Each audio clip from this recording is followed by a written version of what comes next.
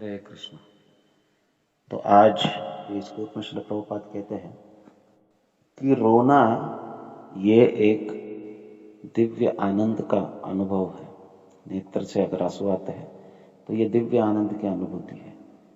ये वो लोग नहीं समझ सकते हैं।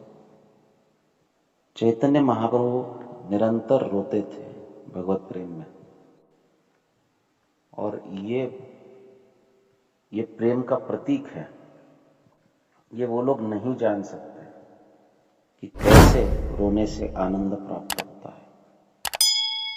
जो नहीं जानते हैं वही मायावादी है, और यही मायावाद है। भक्ति में सहजीय भाव वर्जित है।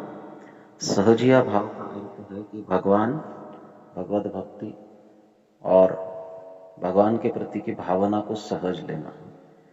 जो सहजीय भक्त होते हैं वो आर्टिफिशियली इन भावों को प्रकट करने का प्रयास करते हैं, परंतु जब व्यक्ति में जेन्युइन भक्ति उत्पन्न होती है, जब एक बद्ध जीव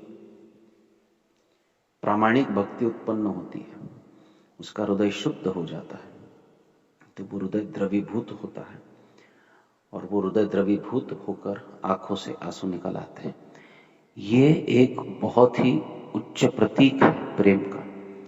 चैतन्य महाप्रभु इसी प्रेम का अनुभव करने आए, और निरंतर उनकी आंखों से जलधारा बहती थी। चक्षुषा प्रावृषायितम, और वो प्रार्थना करते हैं कि कब आपका नाम लेने पर मेरे आंखों से जलधारा बहेगी। उनके आंसू बूंदों में नहीं टपकते थे, जलधारा में बहते थे। इस प्रकार से चैतन्य महाप्रभु दिव्य आनंद की अनुभूति करते थे। भगवान भी जब दिव्य आनंद की अनुभूति करते हैं, या फिर दिव्य आनंद को प्रकट करते हैं, या अपने भक्त के प्रति प्रेम का अनुभव करते हैं, तो उनकी आंखों से आंसू निकल आते हैं। साक्षात भगवान। हम देखते हैं कि ब्रह्मा जी जब तपस्या किए तो उनकी तपस्या से प्रसन्न होकर भगवान की आंखों से आंसू निकल आए। तो ब्रह्मा जी ने देखा कि ये जो आंसू है ये जल नहीं है, ये तो ब्रह्म द्रव है। क्योंकि भगवान का शरीर हम जैसे पंच महाभौतिक तत्वों से नहीं बना है। हमारे आंखों से पानी आता है क्योंकि हमारा शरीर पानी से बना है। पृथ्वी जल अग्नि वायु काष्ठ, पंच महाभौतिक तत्वों से हमारा शरीर बना है, तो पानी आता है। लेकिन भगवान जो है ये संपूर्णतया आनंदमय है। आनंदमय, मय शब्द का अर्थ क्या है कि संपूर्ण, उसमें आनंद के सिवाय और कुछ भी नहीं है। तो उनके आंखों से जो बह रहा है वो भी आनंद की अनुभूति है, वो भी परमानंद है। तो ब्रह्मा जी उस आंसुओं को, ब्रह्म द्रव को अपने कमंडलू में धारण किए और मानस सरोवर को प्रकट किया। अपने मन से एक सरोवर को प्रकट किए, जिसे मानस सरोवर कहते हैं, और उसमें भगवान के इन आंसुओं को ब्रह्मा जी जो है वो समाहित किए, इस ब्रह्म द्रव को समाहित किए।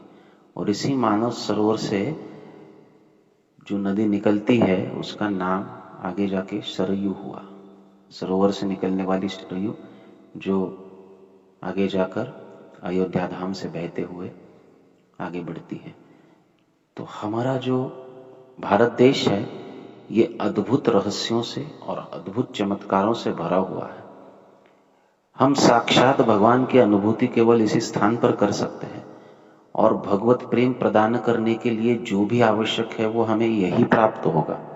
कहीं जाने की जरूरत नहीं है। लोगों को पता नहीं, लोग पागल हो गए हैं। उनको अमेरिका जाना है, उनको यूरोप जाना है। प्रभुपाद एक बार स्विट्जरलैंड में थे, और स्विट्जरलैंड में बहुत भारी बर्फ होता है। तो उनका एक शिष्य कहने लगा कि Prabhupada, this is called paradise of the earth. तो प्रभुपाद कहे, this is not paradise of the earth, this is hello on the earth. तो सब आश्चर्यचकित हुए, प्रभुपाद ऐसा क्यों? बोले, इतनी सर्दी तो नरक में भी नहीं होती है कि आदमी रह नहीं पाए। तो लोगों को फालतू चीजों का आकर्षण होता है। हमारे पास जो सबसे बड़ा खजाना है इस भारत देश में, जो आध्यात्मिक धरोहर है, हर स्थान पर, हर तीर्थ, हर धाम का अपना महत्व है, और हमें अद्भुत भगवत प्रेम यही रहकर इन संतों की कृपा से प्राप्त हो सकता है, भक्तों की कृपा से प्राप्त हो सकता है।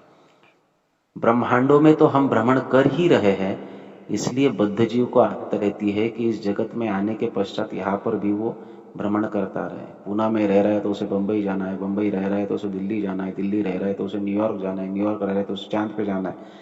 ये भ्रमण का लक्षण है, कहीं जाने की जरूरत नहीं है।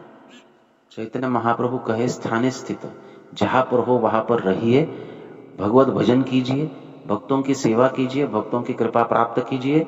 इस कृपा से ही केवल हम भगवत भक्ति का आनंद प्राप्त कर सकते हैं, और जैसे ही हमें भगवत भक्ति का आनंद प्राप्त होगा वैसे ही हम इस दिव्य अनुभव को भी प्राप्त कर सकते हैं। गौर गोविंद महाराज कहते हैं कि हमारा संप्रदाय जो है ये एक क्राइंग स्कूल है।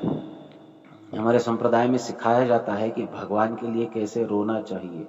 ये गौर गोविंद महाराज अपने प्रवचन में कहते हैं, this is crying school. Chaitanya Mahaprabhu सिखाए हमको कैसे भगवान के लिए रोना चाहिए, और वास्तव में हर भक्त को इस दिव्य आनंद का अनुभव करना चाहिए कि भगवान के लिए कैसे रोया जाता है। भगवान की भगवत भावना जो है जब हृदय में दृढ़ हो जाती है तो हृदय द्रवीभूत होता है, और वो द्रवीभूत हृदय आंखों से आंसुओं के रूप में द्रवित होता है। ये आनंद का अनुभव भगवान भी लेते हैं, तो भक्त तो बहुत आसानी से ले सकता है, लेकिन उसके लिए भक्ति भजन में दृढ़ता और अपराधों से मुक्तता ये आवश्यक है। अनर्थों से निवृत्ति होगी, हृदय से कचरा निकलेगा तो हृदय आसानी से द्रवीभूत होगा। हरे कृष्ण।